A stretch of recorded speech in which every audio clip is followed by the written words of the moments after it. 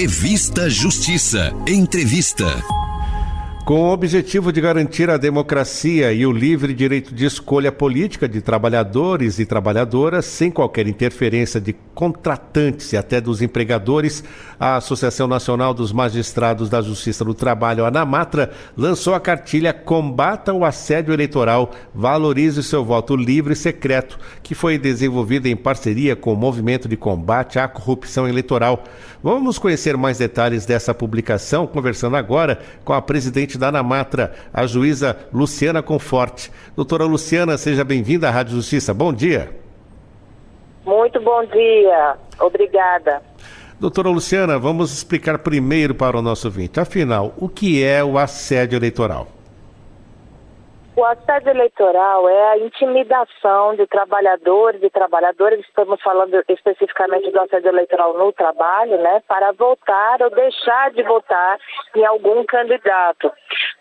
Ou para participar de eventos com um fim político para votação nesses candidatos, né? Qualquer tipo de promessa também nesse sentido ou ameaça de punição. É um crime previsto no Código Eleitoral e também caracteriza a infração trabalhista, ilícito trabalhista. Neste caso, também aquelas preleções antes de um dia de trabalho, ela pode conter ali também algum cunho que faça essa menção a um assédio eleitoral?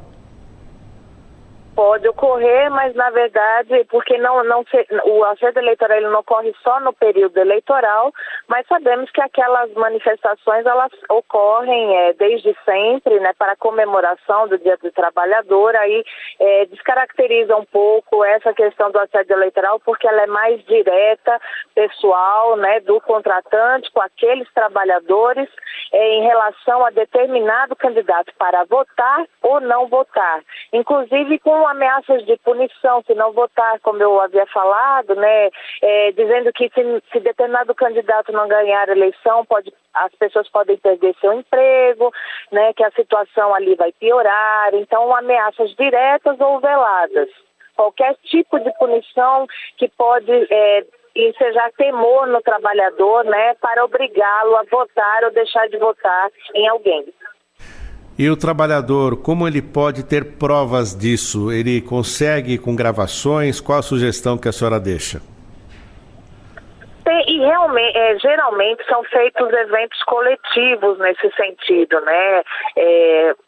Festas em que são passadas essas orientações, palestras, reuniões, né? Então, mas ainda que seja uma coisa individual, né? Sempre há uma forma, porque, na verdade, o objetivo será sempre coletivo. O empregador ou o contratante certamente não fará isso só com uma pessoa, fará com o corpo de funcionários e de contratados, né? Então, é sempre bom reunir esses elementos, né? E também, às vezes, a exigência de utilizar materiais nos objetos pessoais do trabalhador, daquele candidato. Então, é possível, sim, reunir esses elementos.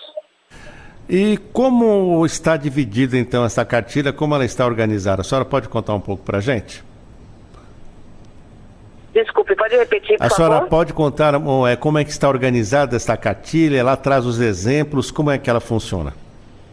Sim, ela traz primeiro as caracterizações jurídicas, né, de que é crime, onde que está previsto esse crime e quais são os artigos. Depois ela trata também que é um tema de convenções internacionais do trabalho, assim como está na Constituição, qualquer tipo de discriminação do trabalhador ou da trabalhadora por convicção política. Posteriormente, traz os exemplos bastante práticos, né, de como isso pode ocorrer, inclusive esclarecendo que pode ser até fora do período das eleições, mas desde que tenha aquele objetivo de votação ou não votação em determinado candidato. A votação com promessas de aumento salarial, melhores condições de trabalho ou amedrontar os trabalhadores, né, para, se caso votarem em determinado candidato, podem perder o emprego, podem perder comissões, podem ser transferidos para locais de difícil acesso. Comenta também que é também assédio eleitoral, não permitir que os trabalhadores cheguem até as zonas eleitorais, né, impedir os seus acessos, ou colocar os trabalhadores em local distante, que também dificulte esse acesso às zonas eleitorais. Então traz exemplos bastante práticos, com uma linguagem bastante acessível e retirado de casos que já foram apreciados pela Justiça do Trabalho em ações do Ministério Público do Trabalho. Então, por exemplo, em 2022, tivemos mais de 3.600 denúncias de assédio eleitoral no trabalho e agora em 2024, antes do primeiro turno das eleições, dados do mês de setembro, já tivemos mais de 300 denúncias, o que já foi superior ao primeiro turno das eleições passadas. Muito interessante uma frase aqui da cartilha. O assédio eleitoral é a versão moderna do coronelismo com a imposição do voto de cabresto, né, doutora? Exatamente, porque essas práticas, na verdade, não são novas, né? Elas sempre existiram nos rincões de todo o país, nós sabemos disso, mas agora as práticas são mais modernas, elas podem ser adotadas de formas, enfim, redes sociais, né? Manifestações de outras formas. Então nós temos que estar atentos a todas essas práticas, né? E vimos que realmente nas eleições presidenciais de 2022, esses casos superaram das eleições de 2018 e temos receio pelo histórico que as de 2024, que são as municipais, né, superem as anteriores. Então, vemos um crescente desses casos e temos que esclarecer a população e também os empregadores e contratantes, um esclarecimento geral para a sociedade, para os cidadãos, do que significam essas condutas, né, que não são toleradas, não são aceitas pelo ordenamento jurídico, porque é uma questão democrática, o voto livre e secreto, e também não pode exigir que o trabalhador ou trabalhadora comprove em quem votou, porque vimos casos em que se exigia que o trabalhador ou trabalhadora entrasse na cabine de votação com o celular e fizesse voto do que estava fazendo, né? Então, isso nem é permitido também pelo TSE. Então, na verdade, nós vemos aí que é uma conduta, né, que nós conhecemos como coronelismo, né, por conta também da questão rural, de toda aquela cultura, né, que se tinha do voto de cabresto, mas que ainda se tem, lamentavelmente. Não podemos achar que isso é coisa do passado, porque, como vemos, tem acontecido com muita frequência. E, doutora Luciana, quem pratica o assédio eleitoral, o assédio eleitoral é crime, então? É crime previsto no Código Eleitoral.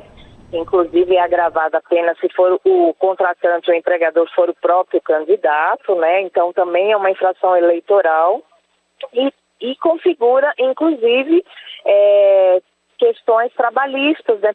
Sendo passíveis de indenizações trabalhistas por conta do assédio que se faz mesmo e toda a violação dos direitos fundamentais do trabalhador e da trabalhadora previstos na Constituição, de voto livre, direito secreto, de não sofrer qualquer intimidação, imposição, né? De ter a sua liberdade de escolha sem qualquer pressão, sem qualquer ameaça. Então isso é muito importante para que nós valorizemos, né, os princípios democráticos e os valores republicanos, que é um direito e um dever de todos. Doutora Luciana, um patrão pode obrigar uma equipe inteira a usar um uniforme, uma camiseta com alguma estampa, alguma cor de um partido ou foto até de algum candidato?